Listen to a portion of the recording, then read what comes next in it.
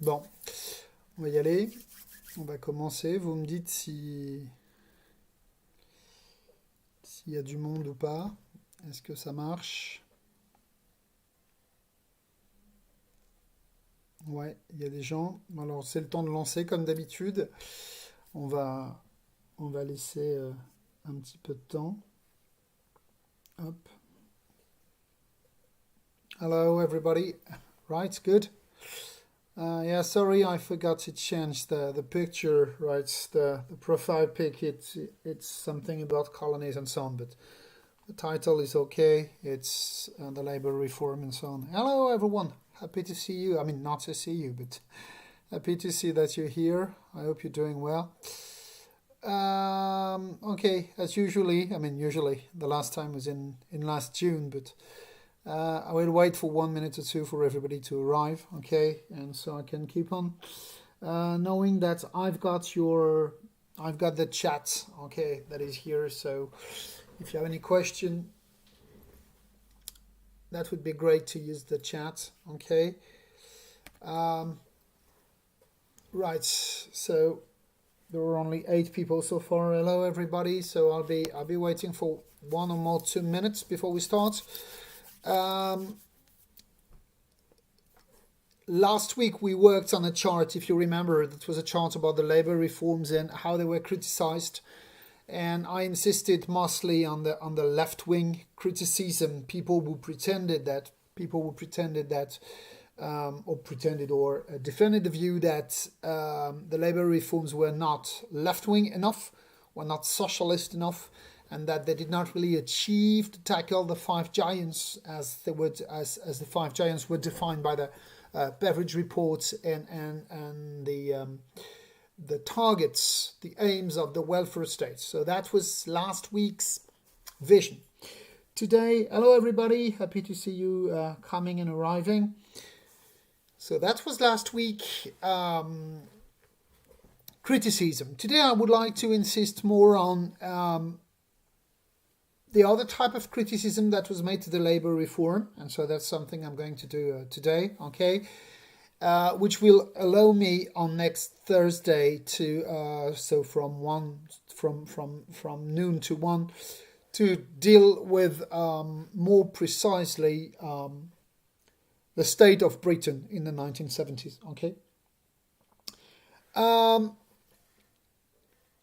With my colleague, you have started studying François Mitterrand's years and how France started reforms in the 1980s. Okay, so that's going to be Monsieur Ropolo's role to teach this to you.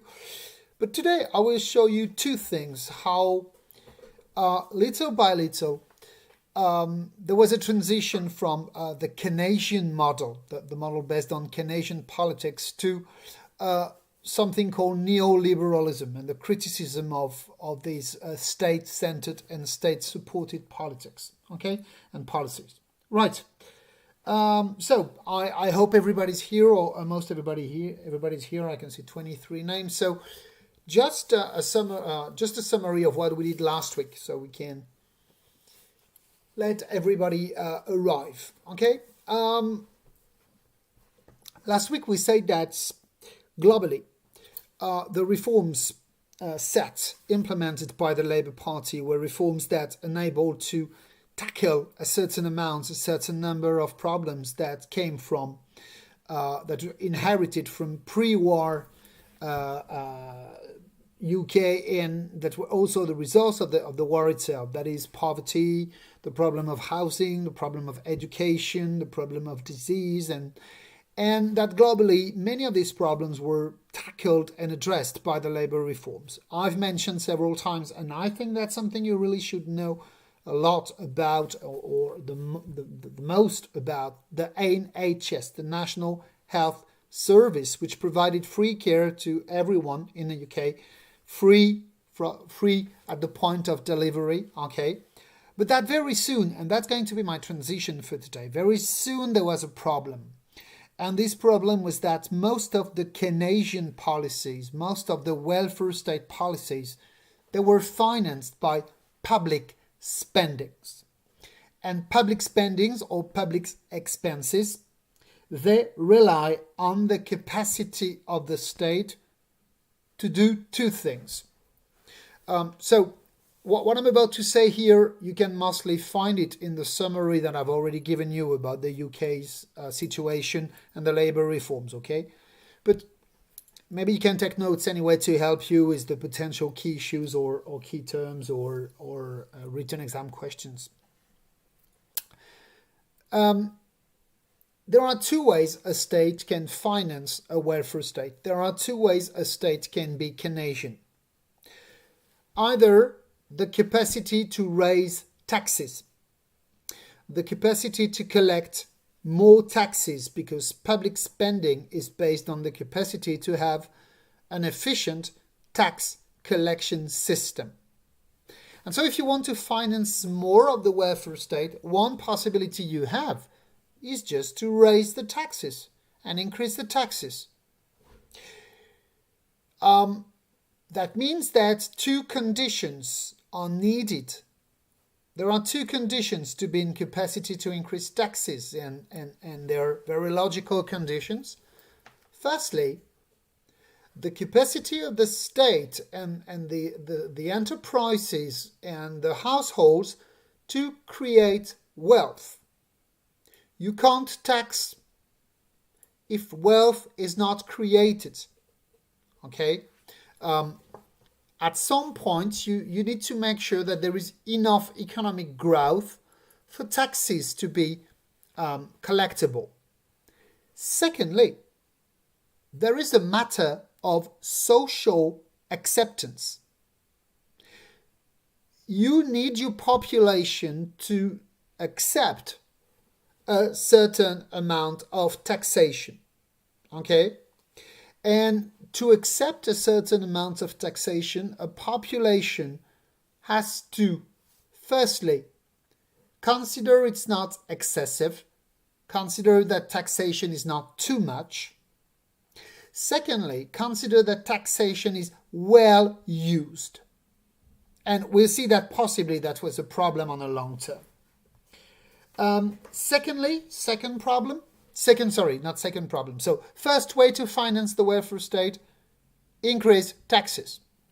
Second possibility is borrow money. Borrow money on the markets, borrow money from banks, borrow money from potentially foreign states. Okay? So your capacity to finance such a welfare state, the capacity to finance Keynesian policies for the UK was based on this. How much tax could they collect from the population and how much money could they borrow?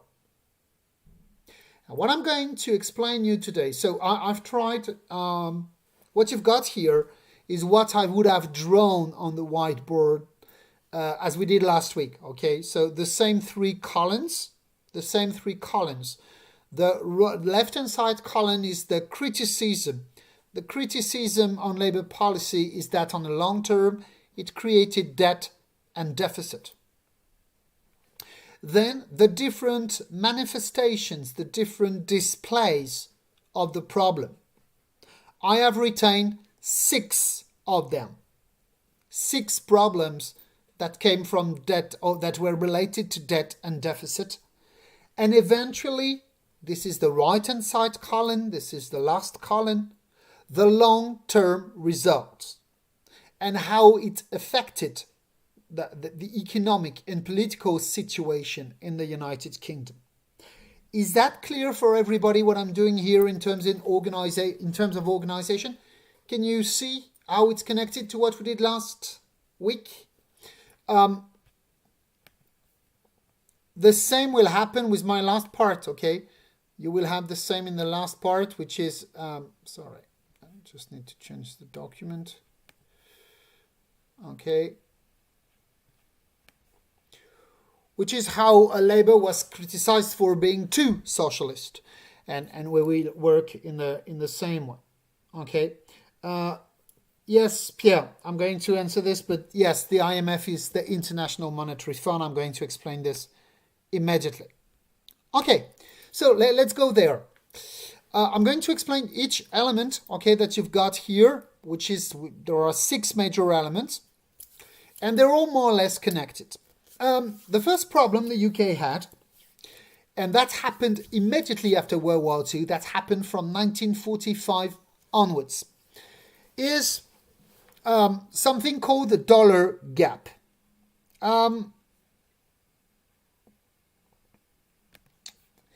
In 1944, so I'm just going to write a few notes here, okay? Sorry, right. In 1944,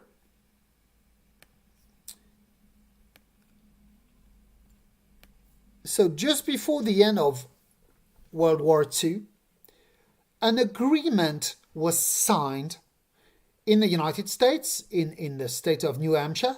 It's called the Bretton Woods Agreement. And the Bretton Woods Agreement can be summed up very easily. To facilitate free trade in the world. It was a liberal agreement. To facilitate free trade, a currency had to become the referential currency for international trade. Okay? A currency, it would be the dollar actually, would become the referential currency for international trade. What does that mean? It means 2 things. Now, only the dollar could be converted to gold. Only the dollar could be converted to gold, firstly. Secondly, all currencies would be convertible to dollars. And the sterling pound, the British currency, the sterling pound would be convertible to dollars. Okay? Right. What does that mean? It means that if you wanted to buy, if you were a country like the United Kingdom, and if you wanted to buy goods on the international market, you needed dollars. You needed to have part of your, how can I say this? Part of your global consumption, part of your global purchasing of goods, part of importing goods, if you prefer, made in dollars. Okay? But where could you find dollars? The only place where you could find dollars was in the United States, or the United States lending you dollars.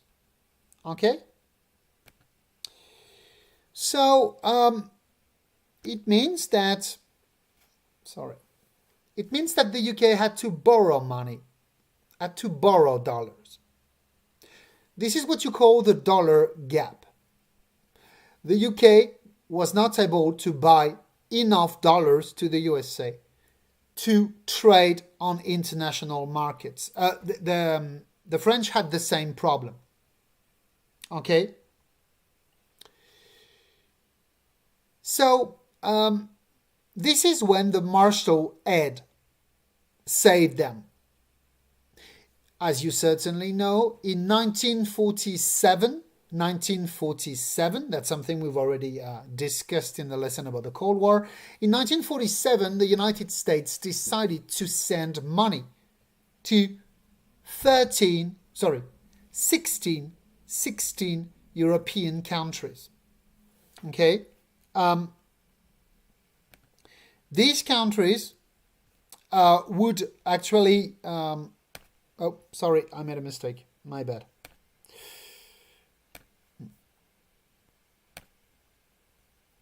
Okay, I'm sorry for this. There was a problem.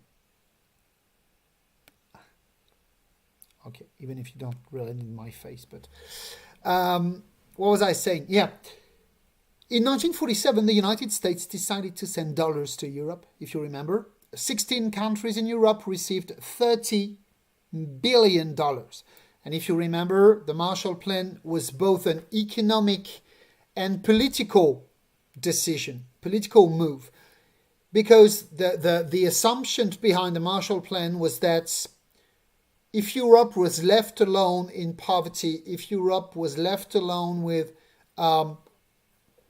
its political problems and so on, and there would be a risk of Europe becoming communist. Okay, you remember this? That saved the UK from bankruptcy. Because thanks to the $2 billion they received from the Marshall Plan, that enabled the UK to avoid having too much deficit in their budget. The Marshall aid enabled the welfare state, enabled the labor reforms to be pursued because there was a massive amount of money, like, some fresh air coming to their lungs, to their financial lungs, and saving them from bankruptcy. Okay? But this had a negative impact. The negative impact was that when you received the Marshall Plan, you committed to become a member of the Western Bloc. You committed to become a member of the American Bloc. And in 1949,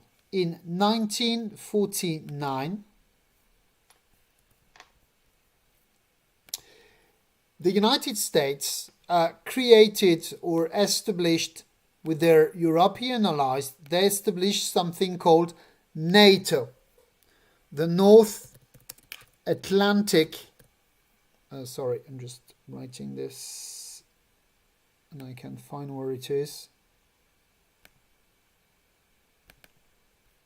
My bad. I'm just writing and typing what I need to type. Atlantic Treaty Organization. NATO. Sorry. So, sorry, it's always very difficult to type text in this software. Actually, it must not be difficult, but maybe I'm not that good. I'm sorry. Good. The North Atlantic Treaty Organization, NATO, was a military organization. It was a military organization revolving around the United States, okay, with the United States that would command over it. And this organization was created against the Soviet menace, against the Soviet threats, okay? It was not the American army doing everything. It was the USA organizing an alliance. But each country that was a member of NATO had to finance its military participation to NATO. And it financed the military participation according to their GDP. The wealthier a country you were, the more you would participate financially, okay? The more you would grant to NATO. And it happened that the second most powerful country in terms of GDP was the United Kingdom. So the United Kingdom had an increase in its military expenses due to NATO, due to the fact they were getting into colonial wars, okay? They would have troubles in Burma, they would have trouble in Africa later on. And so they maintained very high military expenses. Plus, they became a nuclear power in the 50s, so it made it even more costly for them to keep their military expenses. Okay? So that's the paradox. On the one hand, they received money by the USA, which enabled them to balance their budgets. Thanks to the Marshall Plan, they got enough money to balance their budget. But on the contrary, receiving the Marshall aid forced them to increase their military expenses to prove that they were the best ally to the USA. So what proved to be a short-term blessing, financially speaking, proved to be a long-term curse. Okay, because 20 years later, the weight, the burden of military expenses was too high for them to stand. And so, on a long term, tell me if that's okay. I don't know if that's clear for you, because I'm getting into more economic things. So if you consider I'm not clear, please let me know in the chat, because you need to understand all this, all what I'm saying now, to understand the third part and to understand what I'm going to do on Thursday. So please, really, do not hesitate to tell me that there is that things are not clear or what. Okay? Right. This led to two more problems. On a long term, budgets for the United Kingdom remain deficitary from one year to another. It means that in the 50s and in the 60s, the UK's government, whether Labour or Conservative, were not able to create budgets that would have as much revenue as expense. Each year, the expenses would be higher than the revenue. Okay? To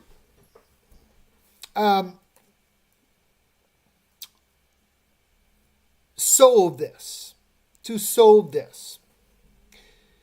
the United Kingdom decided that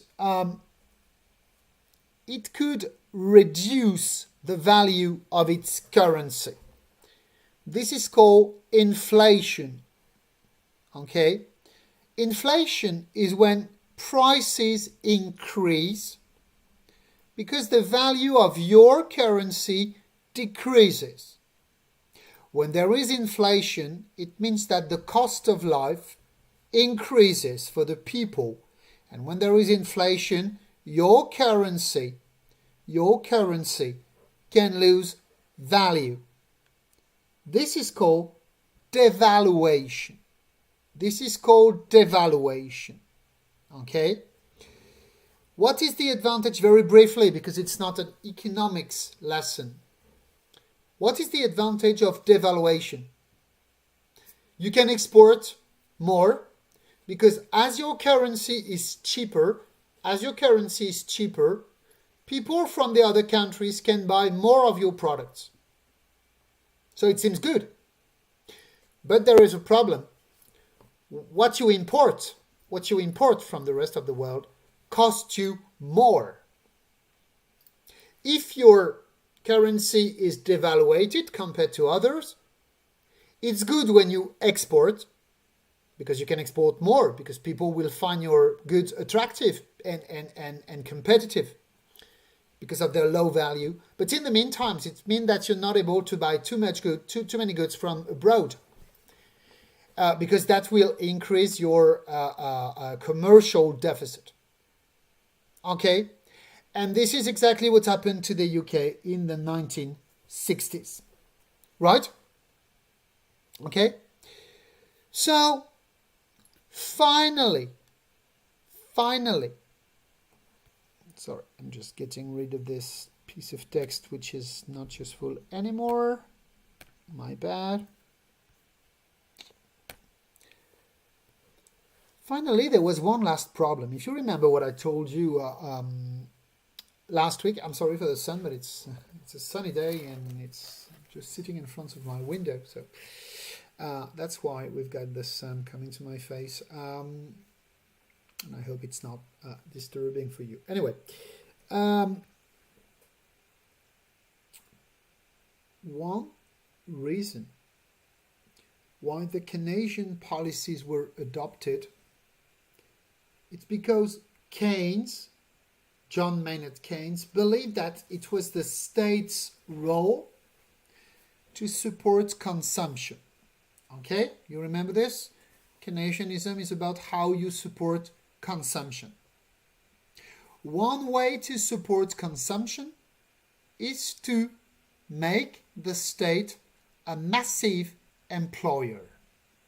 By hiring people, by providing jobs to people, the state will be able to maintain a certain amount of consumption. The problem is that in the 1960s, even hiring more people in the public service, more people in the public sector, did not prevent general unemployment from rising. And that was due to a phenomenon which is a phenomenon which was globalization and deindustrialization. That's something I'm going to mention in the next slide, okay, in the next chart. Many jobs were lost in the United Kingdom in the 1960s due to the industrial crisis. That's something I've already mentioned last week, so I'm not going to expand on this once more. But many jobs were lost in the UK, especially industrial jobs. This is called, you have it in the paper I will give you, this is called a sector shift. The economy was moving from the industry to the service sector. Many jobs were lost, and the public jobs could not compensate for this. The public job could not compensate for this, which means that unemployment was increasing very fast. Look at this, on a long term. In 1978, 1 year before Margaret Thatcher was elected as Prime Minister and would challenge the welfare state and the Keynesian policies, in 1978, unemployment in the UK almost reached 2 million people. Okay, 1.8 million people. So what does that mean? It means that now the state, even when the state provided public jobs, the state was not able to contain unemployment to low levels. So it means that the state was paying twice. It paid for the public jobs and it paid for the unemployment allowances, the job allowances for unemployed people. Normally when you pay for the public jobs, you don't have to pay for the unemployed people. That's the deal. You spend the state money, but you spend the state money for people to have jobs, so it can maintain consumption. But now it didn't work anymore because the private jobs were being lost too, because of deindustrialization, because jobs were relocated to Asia, Japan, Taiwan, Korea, and they were lost in the UK. Right? So, are you still with me and are you still following me? And is that clear? Is that clear for you?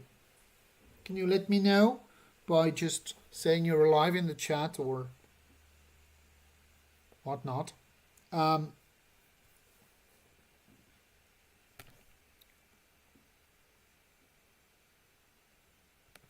Okay, so there's no...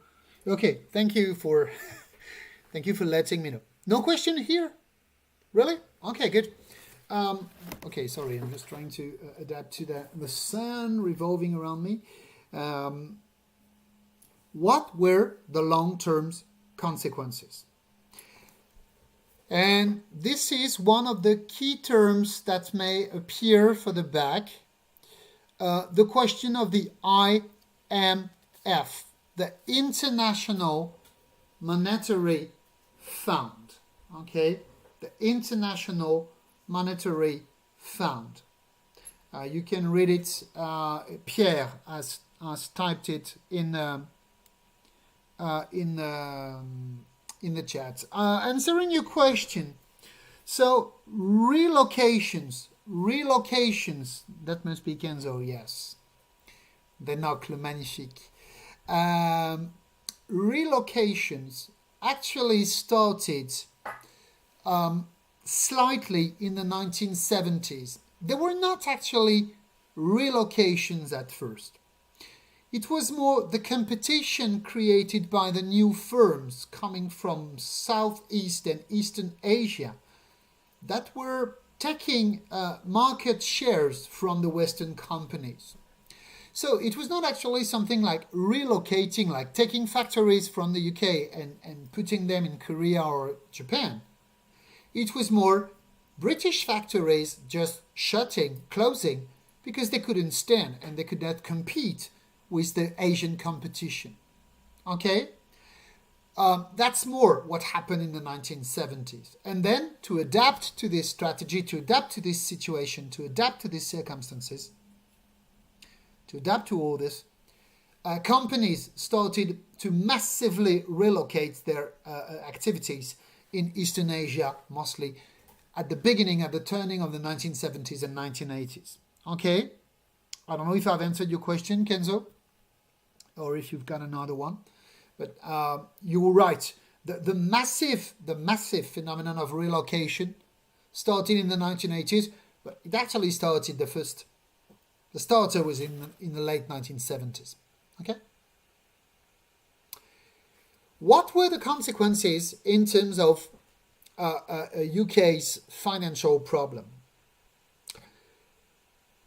In the 1944 Bretton Woods Conference, which I've already mentioned, in the 1944 Bretton Woods Agreement I've already mentioned, a new institution was created called the IMF, the International Monetary Fund.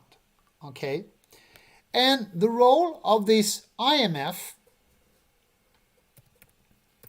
was to avoid problems by countries who had too many debts. Okay? The aim was clear. The aim was clear. A country which had too much debts and could not pay back the debts. A country which had too much debts and could not pay back the debts was bankrupt. What's the problem of being bankrupt when you're a country? It means that as for a household, you can't borrow money anymore on the markets. But clearly that means that, for example, you can't pay for your public jobs anymore. So overnight, when you're bankrupt at a state, overnight you can't pay your debts, but also you can't pay your public servants.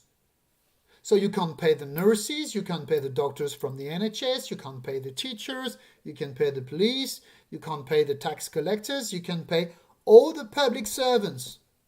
Plus, you can't finance infrastructures anymore. You can't build roads anymore, you can't build railways anymore, you can't build bridges, water supply infrastructures, and so on. When a state goes bankrupt, it affects the totality of its population very brutally. So the IMF, the International Monetary Fund, was created to avoid this. Sorry, I'm just writing the... my bad. Sorry. I'm just looking for text to add. I don't know why it's doing this. Okay, I can't add text or words. Yeah, it's coming here. Good. Here we go. So, International Monetary Fund, or IMF, it still exists today, of course. Sorry.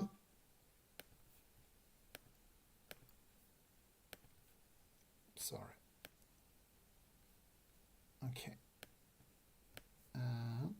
Here we are. So it was created in 1944. How does it work? You're about to be bankrupt. You can't pay your debts. You've got too much debt. You call for the IMF to offer you a loan, LOAN. That they offer you money, They lend you money for a certain amount of time, okay? And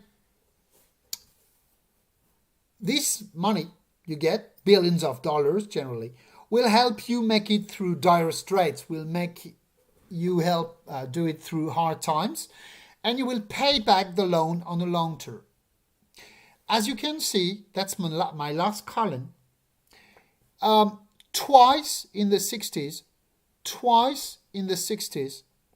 the UK had to borrow money from the IMF, 1964 and 1967.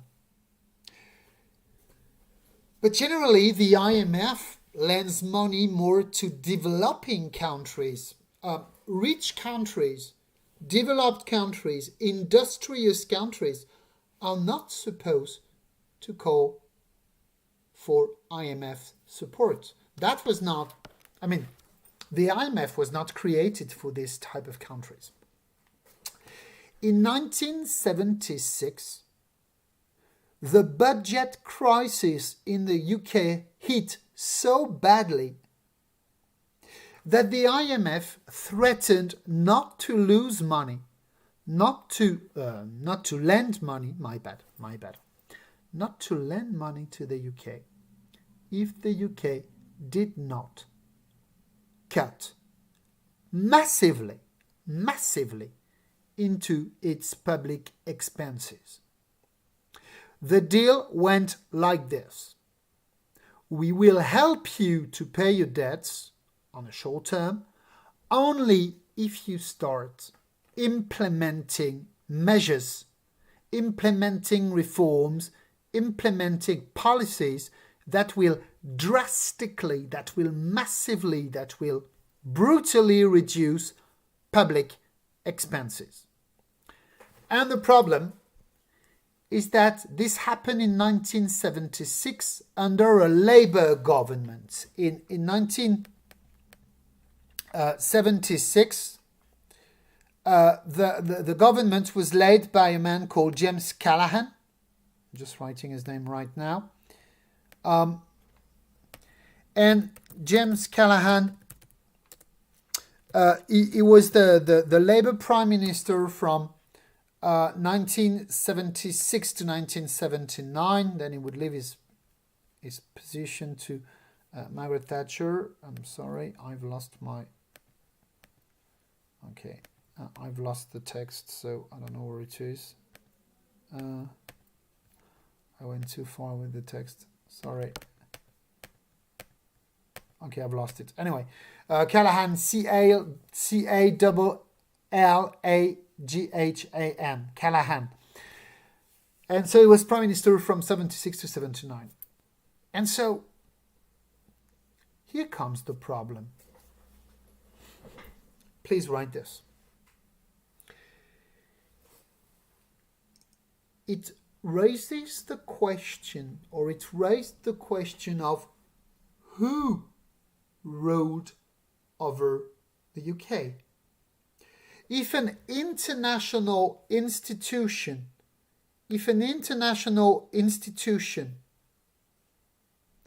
can tell the UK what they have to do, how they should act politically, how they should act economically, it means that the UK was not free to decide for its own politics and policies. That the UK was under the influence of international institution, okay? And that raised the question of what should the United Kingdom do to be less dependent on the IMF. Okay? And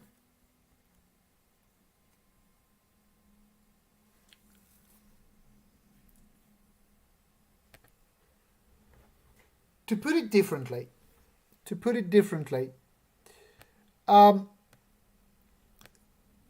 It was very difficult for the UK to make these reforms, as it would be for France later on. Why? Because there were only three sectors in which you could cut the public expenses, in which you could reduce public spendings. I'm sure you know them already, but I want you to make sure you have them. The first reform you can make is to reduce the spendings in the welfare state, the NHS, the allowances, the family allowances, the job allowances, the insurance protection. So clearly you can cut the welfare state and tell the people we can't afford welfare state anymore. This is highly unpopular. Second possibility, you can reduce the state property of companies. You can privatize companies. That will bring money to the state. But there is a risk of increasing unemployment, because maybe private companies will tend to lay off more people than the state, and so more people will find themselves unemployed. I repeat again, you can reduce the welfare state. Very unpopular. You can reduce state employment, very risky because it may increase unemployment. Or you can reduce the military expenditures. You can reduce the military spendings. And that means you're sending the signal, you're sending the message, you're conveying the message that you are not a power anymore. Because if you reduce your military spendings, you cease being a military power. And you cease being able to play a major role, globally speaking. But remember, the UK was a colonial power. It had this imperial history, and the UK was projecting itself as being a major power, as France. So none of these decisions were easy to take. Where should you cut? Should you cut in the welfare state? Should you cut in the public property of enterprises? Should you cut in the military expenses? And actually, it would take Margaret Thatcher in 1979 to really take the decision, reduce the welfare state, privatize everything that could be privatized, and maintain or reduce only slightly the military expenses. Okay? That will be for next Thursday. So, what is the second criticism made to the Labour reforms? And if there is a question about how much Labour has transformed the UK, if there is such a question, then you should say that it clearly enhanced or emphasized or maybe accelerated the financial difficulties of the UK on the long term, because the welfare state had a financial weight. The state, being the proprietor of companies, had a financial weight. The state spending much in military expenses was a financial burden too. And on the long term, it certainly created a permanent situation of financial disequilibrium or deficit, to put it blankly. Okay?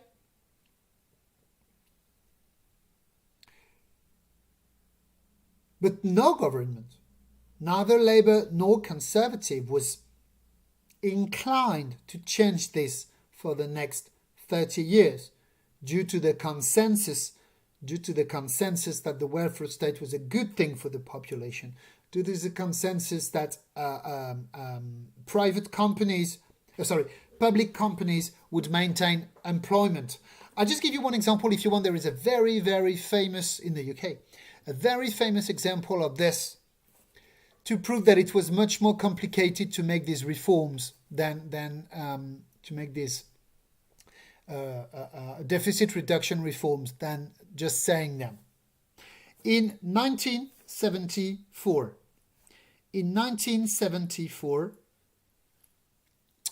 the Prime Minister in charge was Edward Heath, Heath,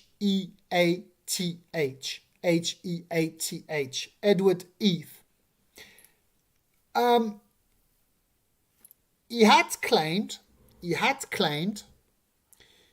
was a conservative. Okay, he was a conservative. He was a Tory. He had claimed that he would stop public property of companies. But as he was Prime Minister, one of the most emblematic British company called Rolls-Royce. They're very famous for their cars, but mostly they produced plane engines. Okay, aeronautics. They filed for bankruptcy. Which means that they were on the verge of bankruptcy. And you know what Edward Heath decided? That Rolls-Royce would be nationalized to save it. So a man who was a conservative, who had defended the view, who had promoted the view that the state should not own companies too much, and that on the contrary, the state should reduce its ownership of companies because it was costly for the state. The first thing he did when Rolls-Royce was about to be bankrupt, because it was an emblematic company, was to nationalize it, to save it. And it cost the UK £2 billion. It cost the UK £2 billion to nationalize Rolls-Royce and save the jobs in Rolls-Royce. Okay? So that was one legacy of the labour reforms. Once again,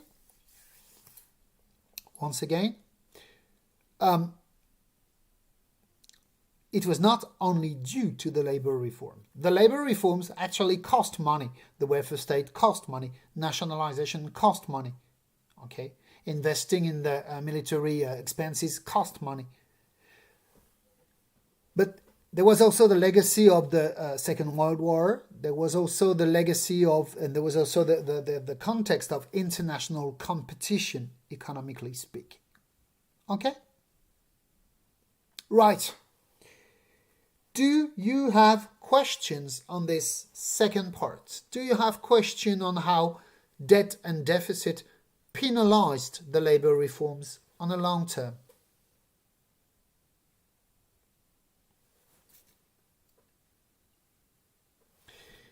While I'm loading the last slide, okay, you can ask your questions if you have some.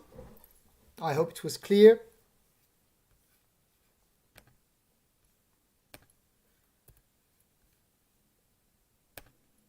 Right. So, you're okay? Perfect. So now, let's conclude. Let's conclude by announcing the next episode, the next stage. And that corresponds to a subject on the changes that occurred worldwide, in the 1970s onwards.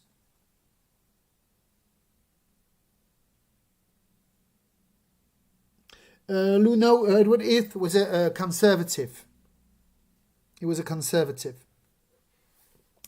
Yes, I will put the flowcharts on Moodle, right? But normally that's supposed to be your notes, okay, for yourself. So I can put them in Moodle, yes.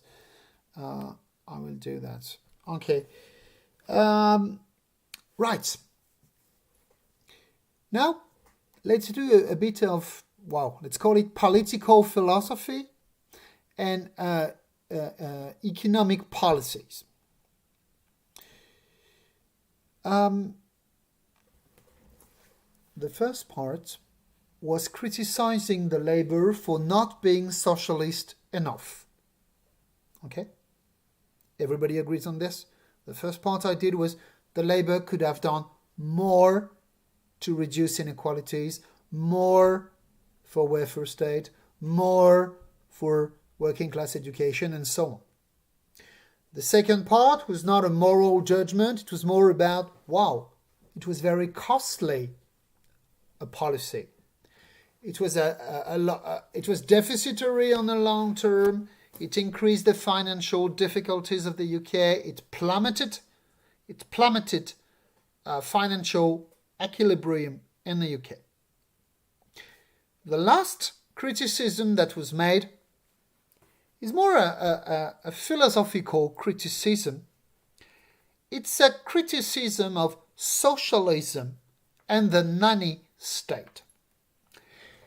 To say differently, it criticized the labor reforms for being labor reforms. It criticized the labor reforms for being reforms that promoted, today we would say this, promoted a left-wing agenda, a socialist agenda. So this is clearly the liberal criticism of the reforms. And actually, it started very, very early. It actually started even before Labour was in charge.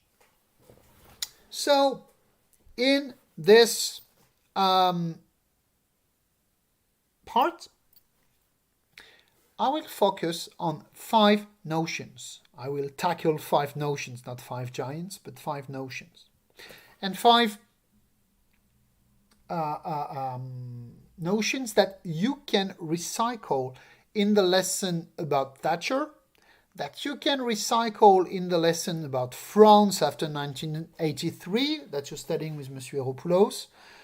And also when we see the end of the Cold War and we work on how Reagan and Gorbachev put an end to the Cold War, we will also have a reference to this. So that's really to help you with a big picture approach. Okay?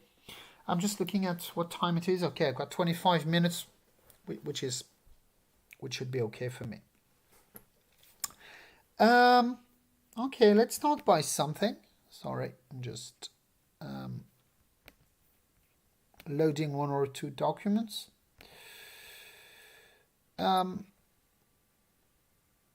Sorry, it's just coming.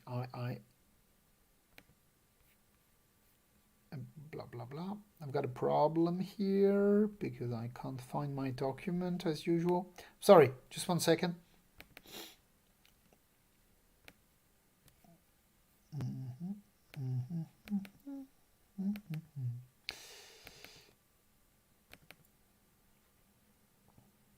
Here we are. It should be here.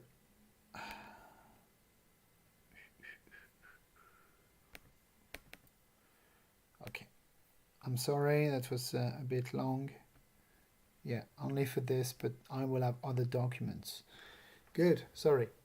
Let me introduce to you Friedrich Hayek. Friedrich Hayek, you can see his name there. Okay. Hayek. That's a name you have to know, because the road to serfdom is actually a possible key term for the exam. The Road to Serfdom is a book published by this Austrian economist, okay, in 1942. And The Road to Serfdom was a bestseller. I mean, a bestseller for the time. It sold, unless I'm wrong, but it sold more than 300,000 copies. It sold more than 300,000 copies for a book of economics, right? We're not talking about a book by a popular writer or so on, right? It's a book which was not published to be a popular book at first. Okay? What is the content of this book? 1942, the year it was published, that's very important. Because 1942 is the year when the United States decided to get full scale into the war and to develop a war economy. It means that in 1942, with something called the Victory Program, Franklin Roosevelt decided that the US state, should invest massively in the industry and should take control of industrial production for the sake of the war efforts, for the sake of the US victory. And Hayek considered that there was a risk, and the risk was that people, the individuals, would sacrifice all their liberties to the efficiency of the state. What he defended was that the state was dangerous twice. The state was dangerous because it was not good at managing the economy. Hayek was a liberal. You can write it, you can note what I've written just below. He was a proponent of laissez-faire politics or policies. Laissez-faire is very clear. The state should intervene as less as possible in the economy. People, you should know all this because 1 year ago, while we were teaching online, I did this. I did this lesson on laissez-faire. This was the thought of the likes of Adam Smith, David Ricardo, Frédéric Bastiat, the French economist, and so on.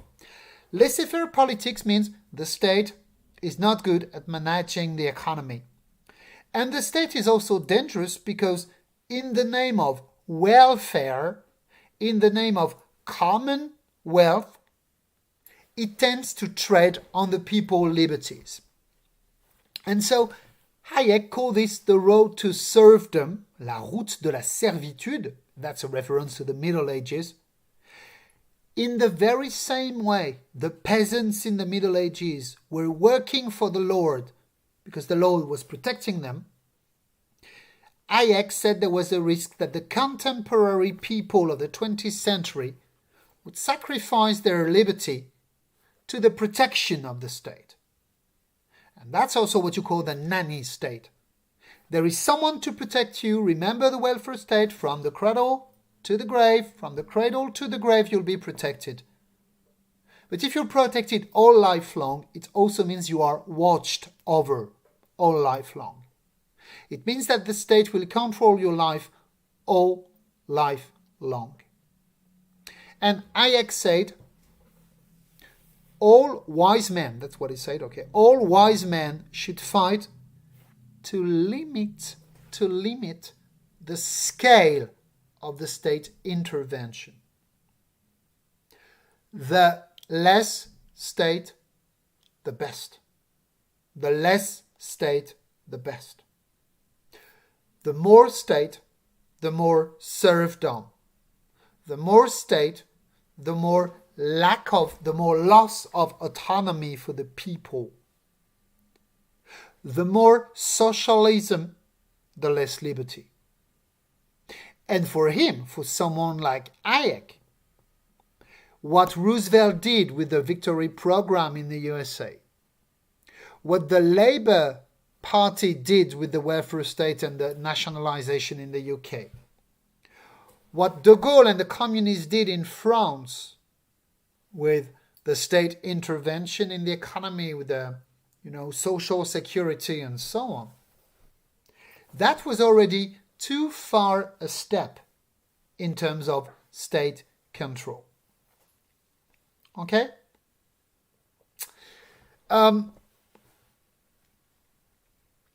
Hayek participated to the creation of a group called the Mount Peregrine Society. And this society was actually full of economists and politicians and so on who promoted the fight against Keynesian policies, because Keynesian policies were seen as too interventionist and so on. Look at the date, people. Look at the date, folks. 1942. It means that from the very beginning, from the core of World War II, there was this liberal tendency that said, no, state intervention is bad. It's bad because it's not efficient. It's bad because it's dangerous for the people's liberty. Okay? Right?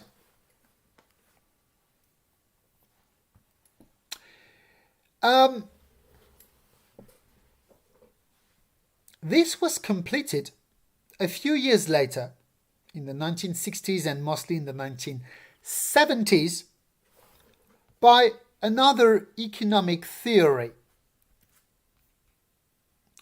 called, oh my bad, I did a mistake. I thought it was, sorry, I have to reintegrate this. Yeah, good. The second or third, if you prefer, change came from an economic theory called monetarism or monetarianism. You can find both, actually. Right. How does it work?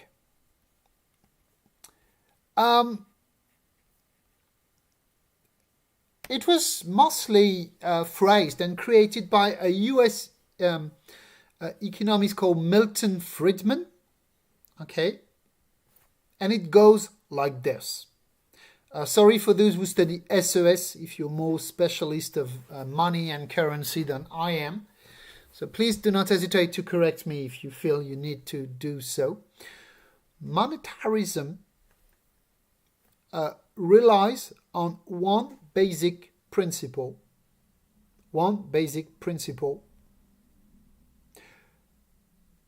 Money should not circulate too much. States should always control the amount of money and currency that circulates. Because if too much money circulates, then money loses value, and that creates inflation, and that creates uncertainty in the value of money, and that creates too much debt, and that creates instability. So it's better to limit the amount of money in circulation. It's better if there is less money being exchanged. What does that mean? It means that the state should never encourage the creation of money. And there is a good way not to create money. Stop credit. Credit, when people borrow money, you create money. That's how you create money. This is how banks create money. Okay? They invent money by offering you credit. Can I just give you one example? I'll give you one example. When I bought my flat recently, believe it or not, but I didn't have the money to buy it cash. Yeah, I'm a teacher, so I couldn't buy it cash. So I went to see my banker in La Caisse d'Épargne. And she offered me a loan to buy my flat. Some money. A certain amount of money. This money did not exist. When she lent me the money, she just created new money. She created new money, the equivalent of the money she was lending me. On a long term, this money will eventually be created because I will pay it back. So I will create the value to really create this money in the physical world. But when she offered me the loan, this money did not exist. That's how you create money, people. Monetarists say that's not good. You should really limit the amount of money that you can create. Of course, it means that who should benefit from the money circulating first? The companies, more than the consumers. So monetarism is more a policy oriented to the companies more than to the consumers. Monetarism is opposed to Keynesian policies. Keynes would say, well, you can create money if you want. If it goes to consumption, it's good. The monetarists say, no, don't create money. Even if people don't consume, you should not create money. Absolutely, Kenzo. Actually, Hayek also was favorable to some state regulation. For example, Hayek, that can seem strange today, but Hayek was concerned that there were things the private market could not deal with, and among it, the environmental problems. He considered that pollution, for example, could not be solved by private market, and that the state should offer regulation for pollution, right? The same for Friedman. Actually, Friedman was in favor of regulation because who can limit the amount of money? That's the state. So you need a state regulation because the state has to control the federal bank and the central bank that creates money. Okay. So I won't go further because that's not an SOS lesson, but you're absolutely right in your remark. What was the result of this? What was the result of Friedrich Hayek and Milton Friedman policies on the long term? This is what you call neoliberalism. That is, the state should reduce its scale of intervention.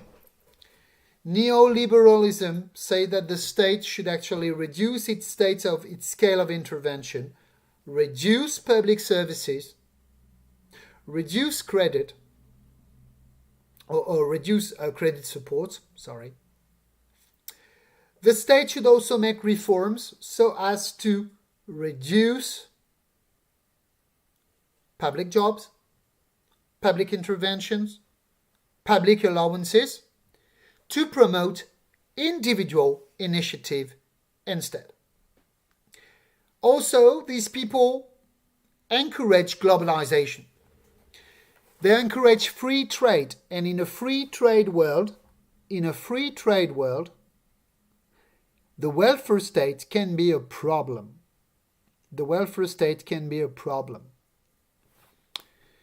I would like maybe to make something in French here, but I don't know if you've mentioned it or not, so let me know. Monsieur Héropoulos vous a-t-il parlé déjà du tournant de la rigueur de 1983 ? Est-ce que c'est quelque chose qu'il a abordé avec vous ou pas ?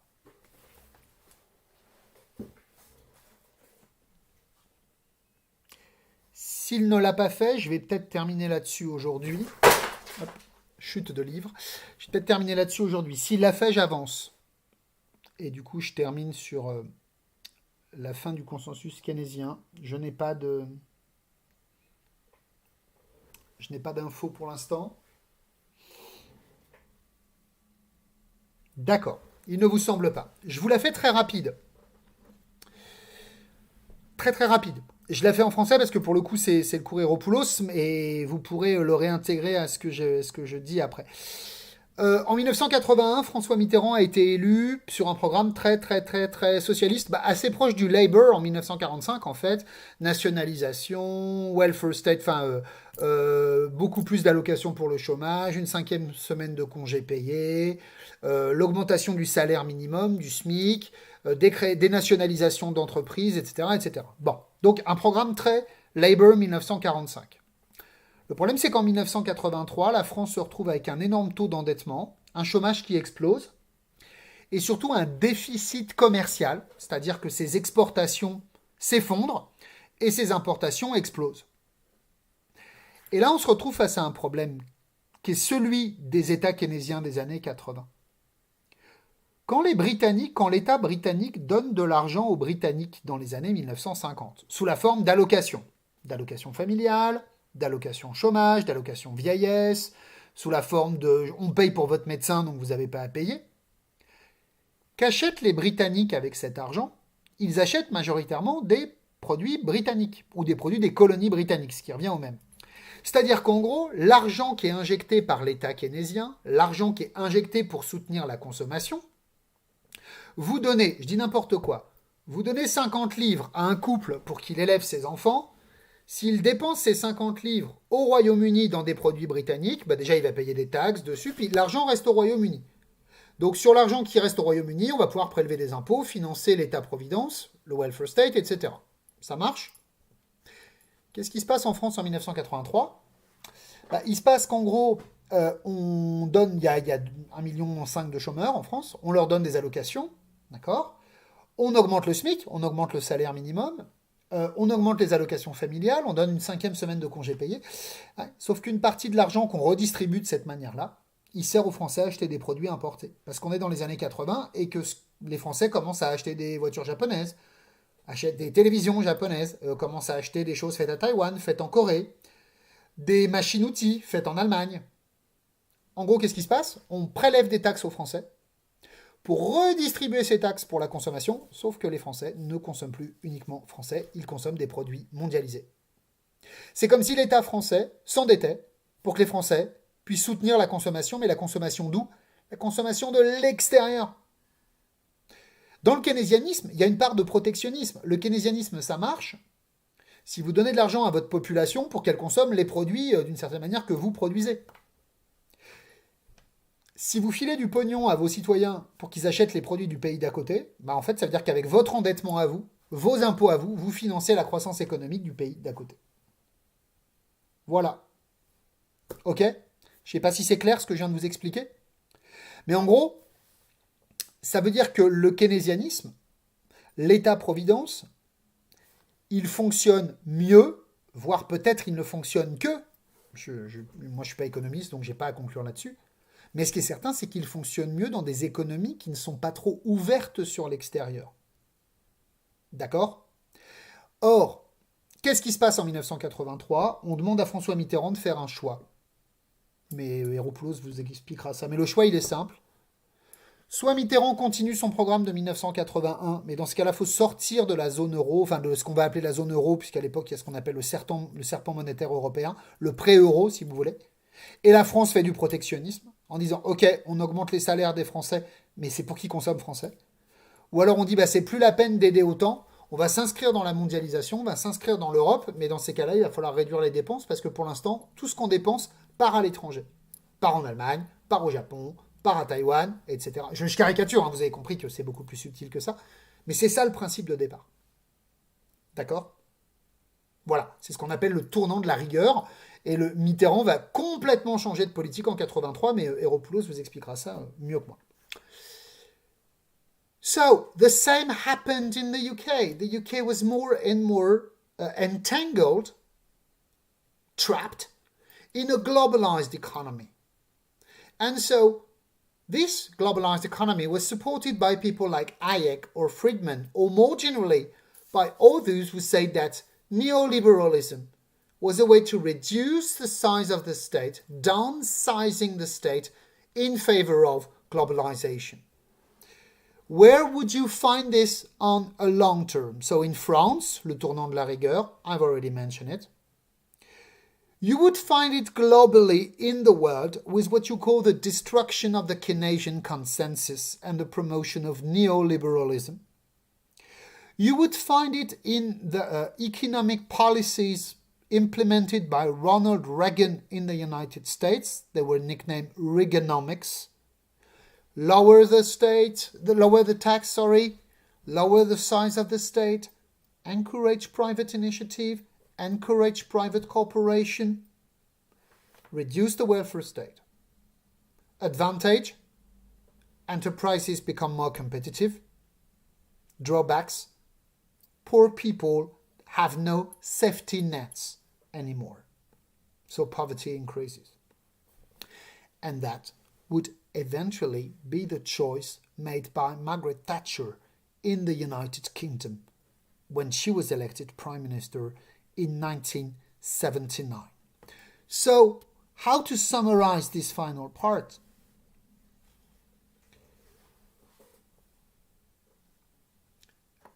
All along the way, from World War II up to the 1970s, there had been a criticism of the labour reforms and the welfare state for being too socialist. Too socialist, economically speaking, too much state intervention that would be vain and create instability, but also philosophical opposition. For example, Friedrich Hayek said that the problem in National Socialism, the Nazi ideology, the problem in National Socialism, he said, was socialism. Because it accustomed people to lose their liberty. Okay? So, I wouldn't go that far. And I would certainly not associate National Socialism to the labor reforms. What is interesting is that this is typically the world we live in today. I think, and please, you've been knowing me for 3 years now, so you know who I am. But what I'm going to say is not a judgment in terms of, it's not a personal appreciation. It's a historical judgment. Emmanuel Macron is clearly in the straight line to this feeling that people should rely and should not rely on the state for everything, that they should actually develop and elaborate on their autonomy. Voilà. Pour trouver du travail, c'est simple, il suffit de traverser la rue. It's not the state's responsibility. It's yours. Okay? La Startup Nation, that's encouraging the enterprises, encouraging innovation, encouraging private initiative instead of counting on the state. Okay? So, I think that today, whether with Boris Johnson in the UK or with Emmanuel Macron in France, and I would say globally Angela Merkel to a certain point in Germany, we have the legacy of all this, of neoliberalism and a promotion of more laissez-faire policies. Maybe, I'm wrong, I might be wrong, but maybe Joe Biden's election is challenging this. Because you can see a return to some Canadian policies. Okay, the rebound plan, $1,600 billion. $1,600 billion injected in the economy by the federal states in the UK. This has been unseen for the last 40 or 50 years in the USA. Joe Biden and his government are clearly adopting an agenda which is challenging neoliberalism, which is challenging the view that the state should not do much. But I'm a historian now. I don't want to tell the future. I'm no fortune teller, okay? So we're done with this. On next Thursday, we start studying how Margaret Thatcher implemented her reforms in the UK. And then after the holidays, we'll finish with Margaret Thatcher and we start working on geography and the European Union. Okay? Hey, it's 5:20. I said I would stop by 5:20. I'm much better at managing my time with this online classes. It's easy to do when you have very little interaction. Was it clear for you, people? Let me know. Was it clear for you? If it was, I'm going to leave you alone. So see you on Thursday at 12. I can't, I've just watched, but I was considering maybe using Monsieur Ropoulos' classes because I know he won't teach online, but it's tomorrow from 10 to 12. and I've got a class with the speciality GGSP, so I can't abandon them. So I won't be able to teach you the class tomorrow. So I will use Thursday class from 12 to 1. Okay? That's good for you?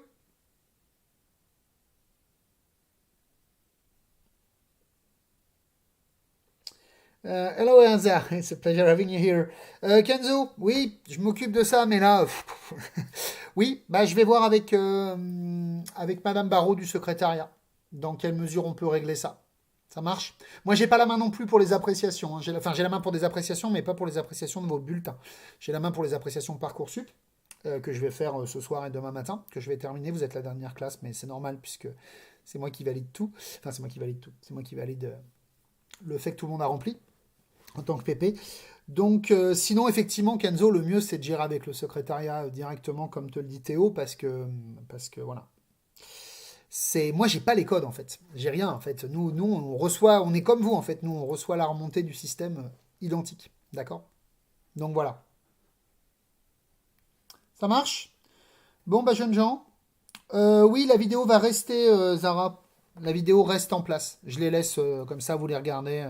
Si vous avez des problèmes de sommeil et tout le soir, ouais, super, un cours sur le monétarisme, il y a moyen de s'endormir tranquillement. Non, voilà, oui, je laisse les cours en ligne, il n'y a pas de souci. Ça marche? Bon, jeunes gens, je vous souhaite une très bonne soirée. Et puis donc, on se retrouve jeudi à midi pour même si ça remarche BBB, je fais un truc comme ça. Enfin, BBB, les plateformes là de voilà. Je referai un live YouTube jusqu'aux vacances, puis voilà, le temps qu'ils règlent les problèmes de stabilité de leur plateforme. Voilà, parce que c'est vrai qu'on n'a pas eu le temps de se préparer à un nouveau confinement depuis un an, donc c'est normal que ça bug encore. Oh, pardon, ça m'a échappé. Allez, passez une bonne fin de journée. Bye bye, see you.